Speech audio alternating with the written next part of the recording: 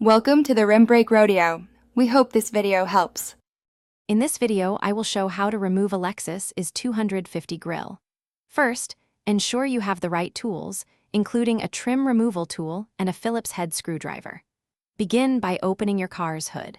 You'll see several plastic clips along the top edge of the grill. Use your trim removal tool to carefully pop these clips out.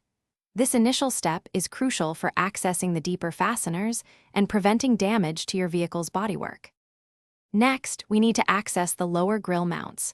You'll find a few screws in the fender liner, typically near where the bumper meets the wheel well. Remove these screws. With those out, you can gently pull the bumper cover away from the fender on both sides.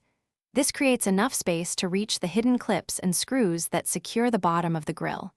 Take your time to avoid stressing the plastic.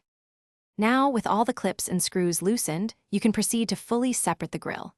Work your way around the entire perimeter, ensuring all tabs are unclipped. Once everything is free, gently pull the grill straight out from the bumper assembly. It should come away smoothly. After removal, take a moment to inspect the mounting points on both the grill and the bumper for any signs of damage or broken tabs, which is important for reinstallation. When you're ready to install your new grill, align it precisely with the bumper's mounting points. Gently push it into place, ensuring all tabs click securely. Then, reattach all the screws and clips you removed earlier, working in reverse order.